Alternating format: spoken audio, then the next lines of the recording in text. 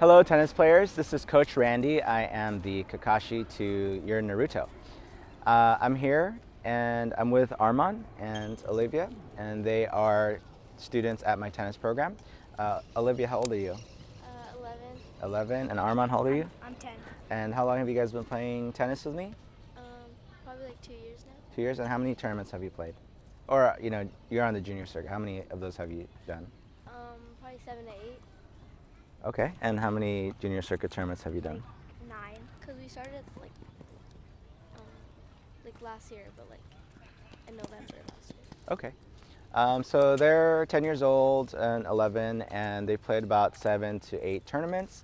And they really love tennis, and they want to be really good athletes and tennis players. What is your goal in tennis, or what do you aspire to do with tennis? Just try to make it onto maybe like the college teams, or get somewhere in college. You want to play college tennis? Okay. And how about you, Arman?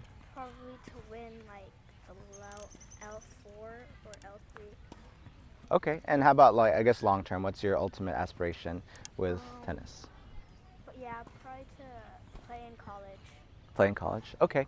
So they're 10 years old. They want to play college tennis. And for me, I've been coaching about 18, 19 years. I have a program in La Mirada. And my goal is just to help them get the tools that they need in order to be the best tennis players they can be. And that's the point of this video series. So today, we're going to be working on slice. The reason why we're going to work on slice today, I think of tennis kind of like a ship. And let's say the three of us were going to race our ship across a river or an ocean. You can do two things to your ship to have a better chance at winning the race. You can either A, get a really strong engine, get a stronger engine, and your ship will go faster. Or B, you can fix the holes in your ship. A lot of times players will play a match and they work on developing one weapon, a really good weapon. But in a match, you're not really as good as your best shot. You're only as good as your worst shot. So if you have a really bad shot, that's like having a hole in your ship. So even though you have a really strong weapon, if you have a hole in your ship, what's going to happen to your ship? It's going to sink, right? So you might win some points, but if your opponent is smart, they're going to do what? Pick on your weakest shot. So what we're going to do is going to start to develop a few of the shots that I've been seeing that that they haven't been able to do in a match super effectively yet, which is their slice. So we're going to plug up the holes in the ship, and then it's easier to race your boat because you don't really make a lot of unforced errors. And once we have all those holes plugged up, then we're going to start to develop weapons from their game, whether it's their forehand or their serve or their backhand. And we're just going to be able to not beat ourselves, which is very important.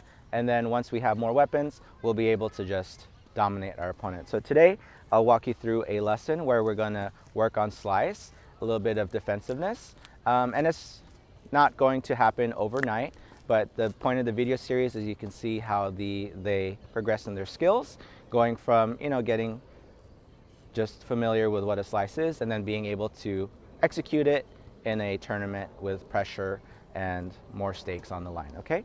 So we're gonna go ahead and get started and just follow us along. So the first thing we're gonna do, just shadow swings with slice. We're gonna go down the alley with the shadow swings.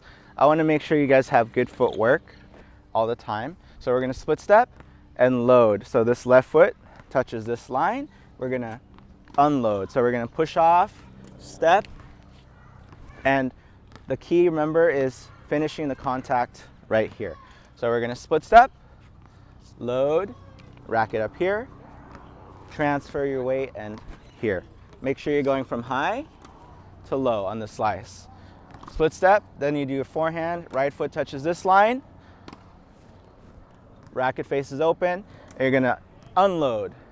Keep in mind that when you do this, you wanna have that racket up here, racket open when you start, and finish here. You want a clean, concise contact point, okay? So you're gonna go forehand, backhand, slice, all the way down to the net. Go nice and slow, work on your technique. Go ahead. and hold, clean, hold. Let's adjust your grip a little bit. Yeah, I want to make sure that that wrist is bent back.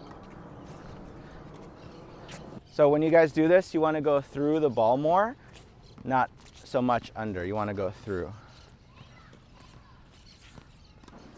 Heel to toe, Arman, heel, toe.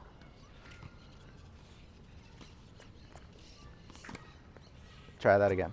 That backhand, you went toe, heel, heel to toe.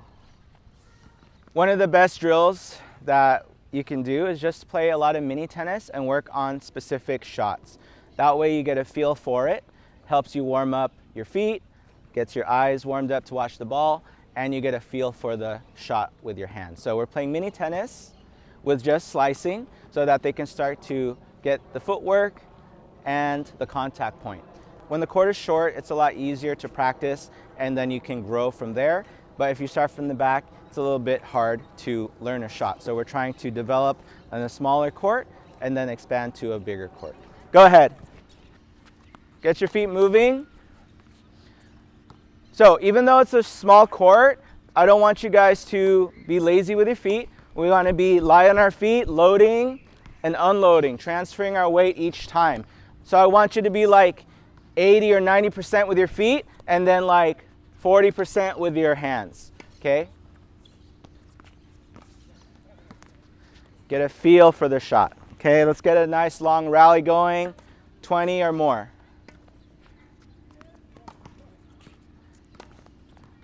Change your grip, Olivia.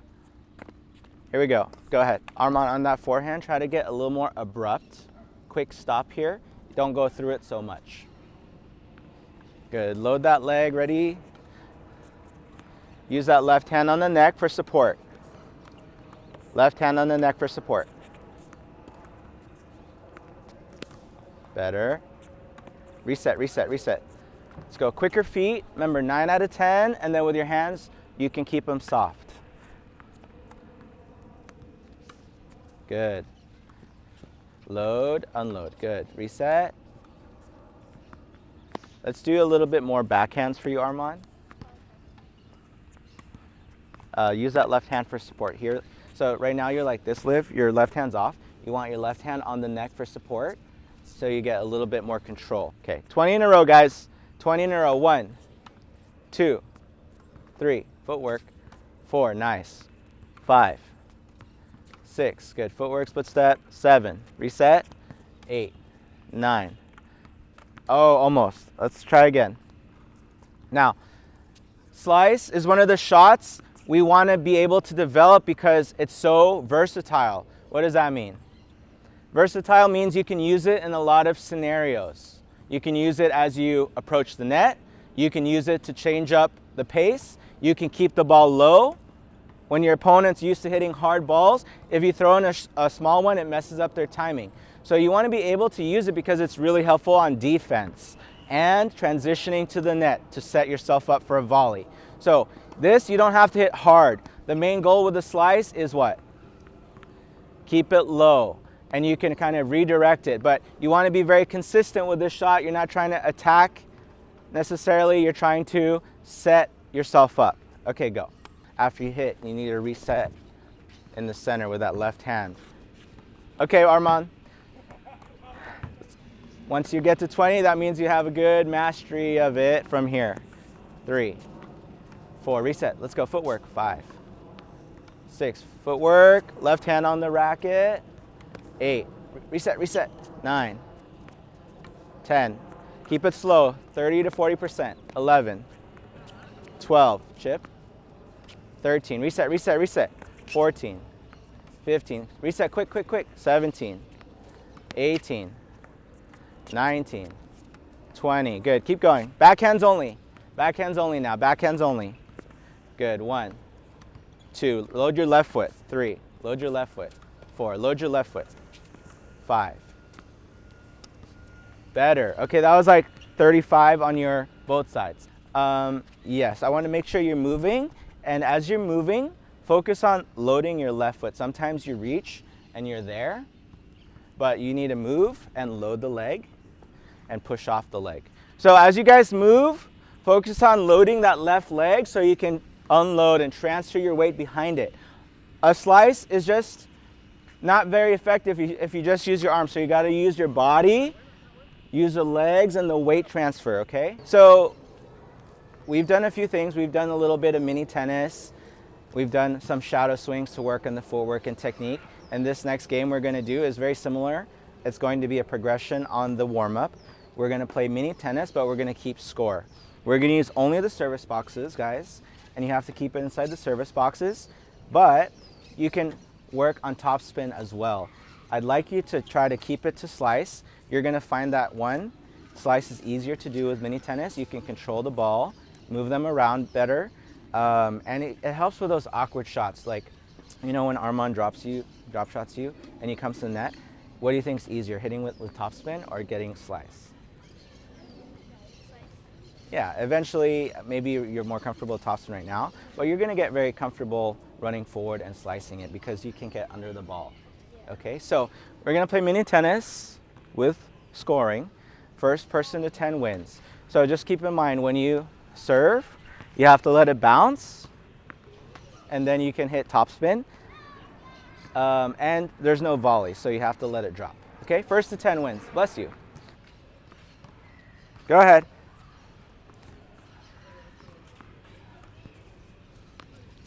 Reset, reset, reset, reset.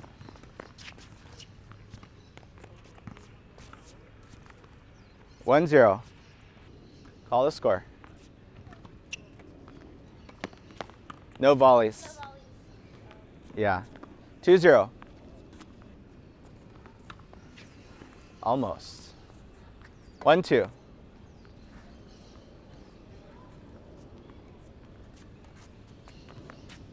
Reset, reset, reset. Out. 3-1. So Liv, one thing I'm seeing for you, a major reason you miss backhands is because you do this. You lift up your back foot. You gotta make sure you load that left leg all the time. Load the left leg. 3-1. Ready, Armand?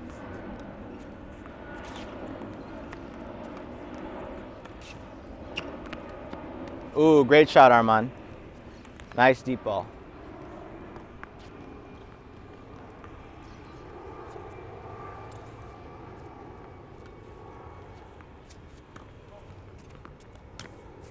So you were running like this. You gotta load and then push off.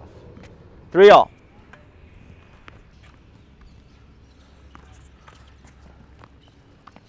Ooh, 8-9.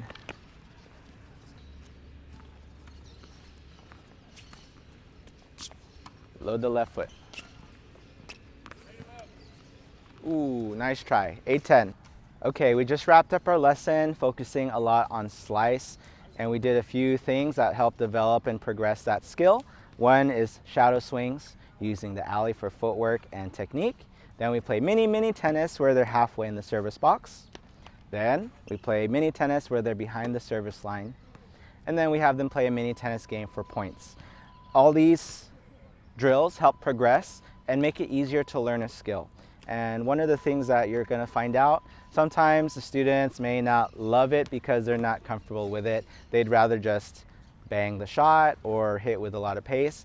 But keep in mind, long term, these are skills that will help you grow as a player. It's kind of like eating healthy. If you're used to eating junk food all the time and you try to switch to something healthy, you're like, I'd rather have a double-double instead of a salad. But when you get used to it and you get a little better at it, you're like, oh my gosh, I feel so refreshed. It's easy to hit this backhand, and you have a lot more tools to rely on. Okay?